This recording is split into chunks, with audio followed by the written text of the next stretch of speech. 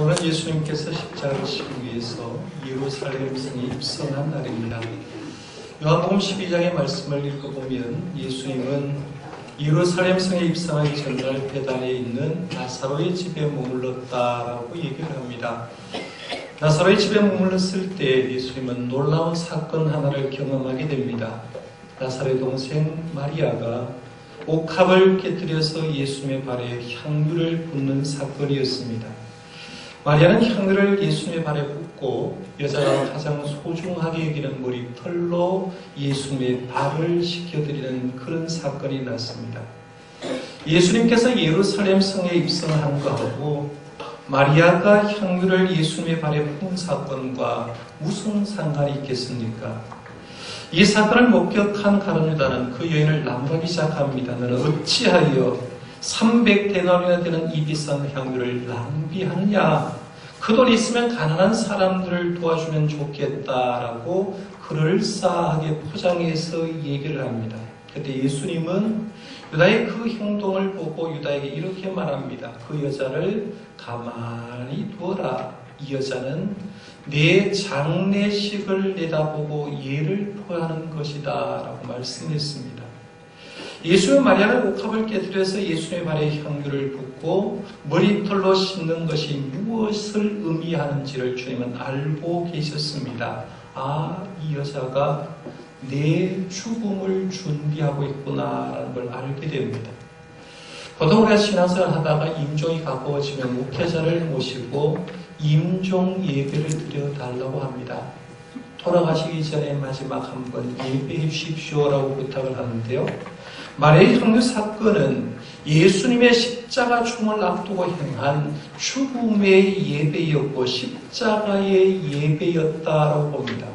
수없는 많은 사람들의 예배를 받은 것이 아니라 딱 한 사람, 진짜로 주님을 사랑하는 그 여인의 예배를 받으시고 예수는 다음날 예루살렘으로 성에 입성하게 되는데요. 입성 후에 어떤 일이 날지 분명히 주님은 알고 계셨다고 얘기합니다. 마태복음 20장 18절에서 19절에 보면 주님은 이렇게 제자들에게 말했습니다. 보라, 우리가 예루살렘으로 올라가노니 인자가 대제사장들과 서기관들의 넘겨짐에 그들이 죽이기로 결의하고 이방인들에게 넘겨주어 그를 조롱하며 채찍질하며 십자가에 못 박게 할 것이나 제3일에 살아나리라 라고 얘기를 하면서 내가 예루살렘으로 올라가게 되면 내가 당시의 종교적인 지도자를 통해서 넘겨주고 십자가에 못 박혀 죽게 되고 3일 만에 부활할 거다라고 말씀을 드렸습니다. 이걸 알고 주님은 종료주일에 예루살렘으로 올라가셨다라고 얘기를 합니다. 이런 선이해를 한 다음에 오늘 본문 말씀 한번 생각해 보려고 하는데요. 1절에서 3절 말씀 우리 같이 한번 읽어보겠습니다. 1절부터 3절입니다. 그들이 예루살렘에 가까이 가서 감람산 벳박에 이르렀을 때 예수께서 두 제자를 보내시며 이르시되 너희는 맞은편 마을로 가라. 그리하면 곧 메인 나귀와 나귀 새끼가 함께 있는 것을 보리니 풀어 내게로 끌고 오라. 만일 누가 무슨 말을 하거든 주가 쓰시겠다 하라. 그리하면 즉시 보내리라 하시니. 아멘. 이 말씀에서 이제 몇 가지 교훈을 생각해 볼 수가 있는데요. 보통 임금이나 대통령은 어디에 가게 되면 하급자가 그 모든 것을 준비를 합니다. 우리 박근혜 전 대통령이 청와대에서 자기 사저로 옮길 때에도 이미 하급자들이 어느 통로로 갈 건지 어느 차를 타고 갈 건지 정확하게 준비한다는 거죠.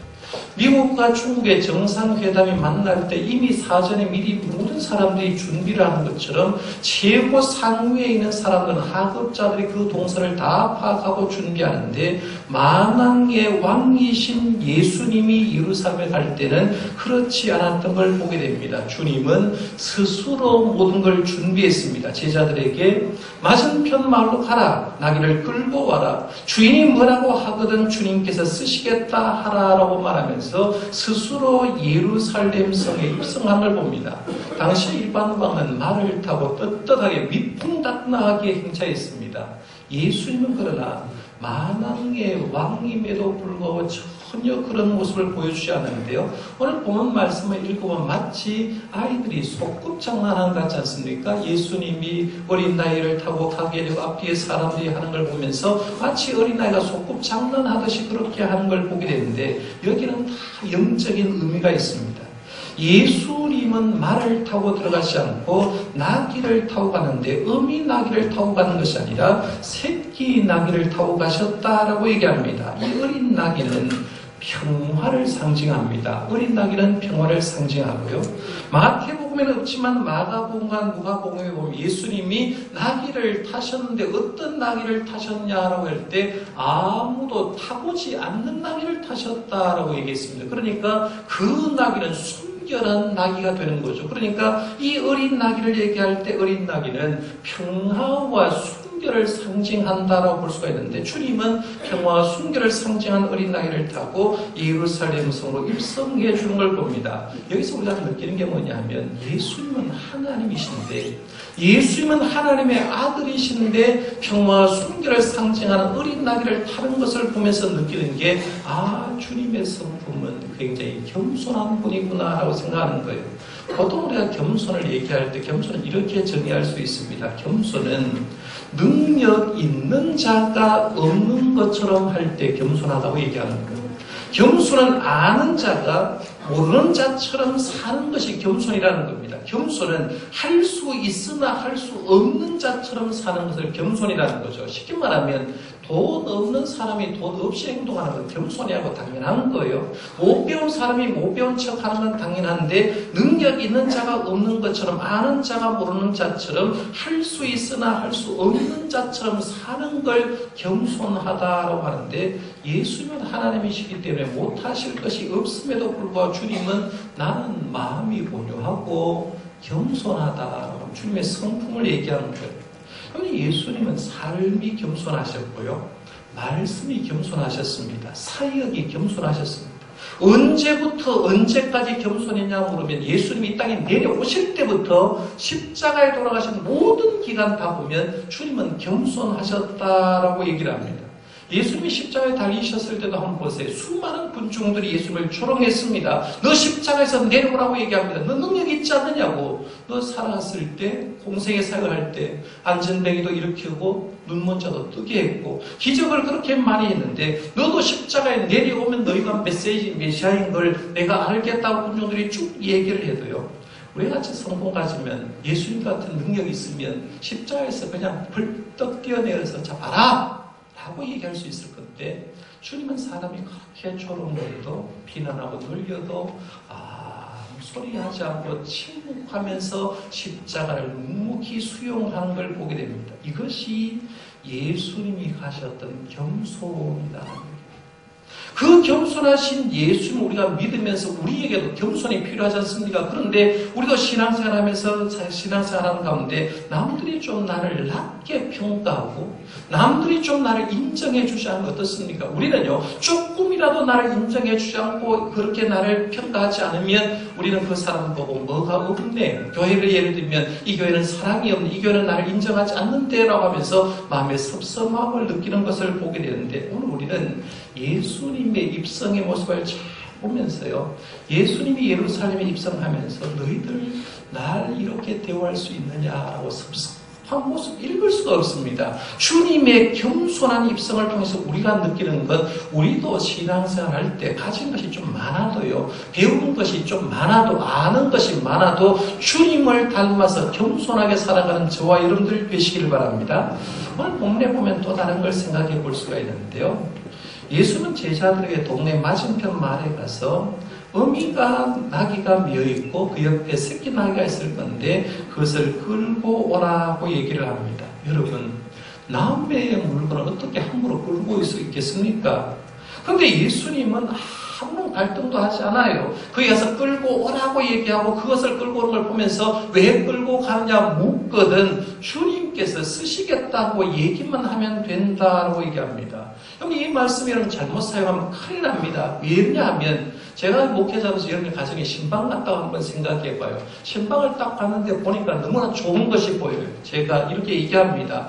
이것 주님께서 쓰시겠다고 합니다라고 얘기를 하면 주시겠습니까? 다음 주에 그 사람 분명히 교회 안 나옵니다. 아, 목사님이 저런 목사님 처음 봤네. 예수님 이름 때문에 막 뺏어가네라고 이렇게 얘기할 겁니다. 이건 잘못 사용하면 안 되는 말인데요. 여기에 보면 오늘 말씀에 예수님이 그렇게 시켰거든요. 나귀를 끌고 와라라고 얘기합니다. 아무 대책 없이 끌고 오라는 거예요. 그리고 그 주인이 뭐라고 얘기를 하게 되면 주님께서 쓰시겠다고 얘기하는데 나귀의 주인 이름 등장하지 않습니다. 주인이 누군지도 나오지 않습니다. 그러나 분명히 알 수 있는 건 그 나귀의 주인은 하나님의 사랑을 입은 자였을 거다라고 추정해 볼 수 있다는 것. 어쩌면 예수님의 숨은 제자였을지 모릅니다. 예수님이 이미 그것을 다 아시고 그렇게 명령한 거죠. 그래서 예수님이 말씀할 때 예수님 미안하거나 갈등하는 편이 전혀 없다는 걸 보면 예수님은 나귀의 주인이 어떤 사람인 걸 알고 있었다는 거죠. 아마 그 사람은 이미 하나님께서 선택하고 하나님이 준비한 사람, 주님을 위해서 나귀를 내드릴 만큼 준비된 사람이었던 걸 알 수 있다는 거예요. 사실 예수님이 나귀를 타고 입성하는 건 예수님 당시에 기록이 되어 있는 게 아니라 오늘 읽었던 말씀을 스가랴서 9장 9절 말씀에 예언된 사건이다라고 얘기하죠. 4절과 5절 말씀에 보면 이런 선지자로 통하여 하신 말씀을 이루려 하심이라 일렀으되 시온 딸에게 이르기를 내 왕이 내게 임하니 그는 겸손하여 나귀 옷 멍에 매는 짐승의 새끼를 탔도다 하라 하였느니라 했어요. 예수님의 예루살렘 입성, 나귀를 타고 입성하는 것이 이미 스가랴서에 예언된다는 거죠. 그러면 예수님이 예언된 그 말씀 따라 갈 때 하나님은 이미 나귀를 내놓을 사람도 하나님께서 준비시켰다고 보시면 된다는 거죠. 그러니까 그 사람이 기쁨으로 주님이 원했을 때 주님께 드릴 수 있었다 볼 수 있는데 오늘 우리들도 마찬가지입니다. 주님 앞에서 주님께서 나에게 건강 쓰고 싶으면 건강이나 어떤 재능이나 물질이나 주님이 쓰고자 할 때 기쁨으로 우리들도 이 나귀의 주인처럼 주님 여기 있어요. 주님 쓰십시오. 마음껏 저의 것을 사용하십시오라고 고백할 수 있는 저와 여러분들 되시길 바랍니다. 굉장히 큰 의미인 거예요.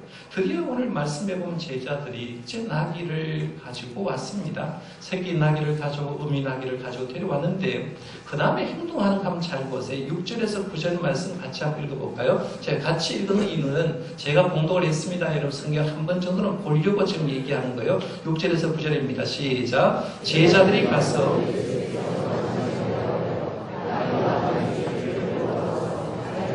그것을 그 위에 얹으매 예수께서 그 위에 타시니 우리의 대다수는 그들의 겉옷을 길에 펴고 다른 이들은 나뭇가지를 베어 길에 펴고 앞에서 가고 뒤에서 따르는 우리가 소리 높여 이르되 호산나 다윗의 자손이여 찬송하리로다. 주의 이름으로 오시는 이여 가장 높은 곳에서 호산나 하더라. 아멘. 예수님의 말씀대로 제자들이 가가지고 어미 나귀와 새끼 나귀를 끌고 왔습니다. 주님이 거기를 타셔야 되는데 나귀라 말을 타려고 하면 안장이 있어야 될 것 아닙니까? 안장이 있어야 되는데 이 나귀에 안장이 없습니다. 안장이 없으니까 이 제자들은 자기들의 겉옷을 벗어서 나귀 위에서 안장을 만들고 거기에 예수님 타도록 했던 걸 봅니다. 그리고 제자들의 행동을 본 무리들도 자기의 겉옷을 벗어서 예수님의 가는 길에 깔았다라고 얘기하고 또 어떤 이들은 종려나무 끈을 꺾어서 깔고 그것을 들고 외쳤다라고 하는데요. 그림 한 장 보시죠. 오늘 본문 말씀을 한마디로 그리면 이렇게 그릴 수가 있습니다. 이 그림은 제가 유럽 떼제 공동체, 프랑스에 있는 떼제 공동체에 가서 예배를 드리고 떼제 공동체는 식사값을 받지 않습니다. 그래서 거기는 수사들이 자기 재능대로 그림 그린 사람, 도예를 만든 사람, 뭐 만든 걸 사주는 게 예의이기 때문에 제가 이 그림을 한 장 사왔는데요. 예루살렘으로 입성하는 그런 장면이죠. 그런데 이 그림이 잘못된 건 주님이 어미 나귀를 타고 간 걸로 있는데 새끼 나귀를 타고 입성하셨다고 성경은 기록해 놓고 있습니다. 하여간 여기 보면 예수님께서 제자들이 갖다 놓은 겉옷을 안장 삼고 타셨고요. 그 다음에 보면 다른 사람들이 갖다 놓은 겉옷을 깔은 거 보고도 종려나무 가지를 깔고 손에 들고 흔들고 있는 장면을 보게 됩니다. 이 장면을 통해서 우리가 느끼는 게 뭐냐 하면 봉사와 헌신은 뭐냐라고 했을 때 제자들이 자기의 겉옷을 하기 위해서 얹어서 주님이 타시도록 하는 것처럼 나에게 있는 것으로 하는 거다 하는 걸 보입니다. 그러니 봉사와 헌신은 없는 거로 하는 게 아니라는 거죠. 내가 돈 없는 사람에게 돈으로 헌신하라고 하는 게 아니라 내가 지금 가지고 있는 것, 제자들은 겉옷을 가지고 있었기 때문에 그 겉옷을 가지고 주님을 위해서 쓰게 내뒀던 걸 보게 되고요. 그 다음에 두 번째 얻을 수 있는 게 봉사와 헌신은 잘하는 사람을 보고 따라하는 거라는 거죠. 제자들이 겉옷을 내놓으니까 다른 무리들도 겉옷을 내놓고 그리고 일반 무리들도 종려나무 가지를 깔았던 걸 봅니다. 여러분 우리 신학이요. 성장하려고 하면 여러분보다 잘하는 사람을 모델로 삼으셔야 됩니다. 여러분보다 예배 잘하고 여러분보다 신앙생활 잘하고 여러분보다 열심히 섬기는 사람을 모델로 삼지 않으면 신앙생활 10년, 20년, 30년 해도 성장하지 않습니다. 그런데 내보다 더 잘하는 사람을 모델로 삼으면요. 여러분이 훨씬 더 신앙이 성장한다는 거예요. 오늘 그걸 얻을 수 있어요. 또 장면에서 생각할 수 있는 건 그들이 이제 소리를 높여서 얘기합니다. 호산나 다윗의 자손이여 찬송하려도 주의 이름으로 오신 이여 가장 높은 곳에 호산나 하더라라고 하는데 군중들이 예수님이 입성하는 곳에 앞서가고 뒤에 따르면서 찬송하고 춤추었다고 하는데 호산나라고 외쳤다는 거죠. 제가 고등학교 때 저를 가르치는 선생님이 지금 장로님이 되어 있습니다만 호산나 뜻이 뭐냐라고 그렇게 가르쳤을 때 만세 이렇게 가르쳐줬거든요. 만세. 지금도 억울해요. 그런 교육을 받았다는 생각을 하면. 물론 만세라는 뜻도 크게 보면 있는데 호산나는 우리를 구원해달라는 뜻이거든요. 우리를 구원해 주십시오.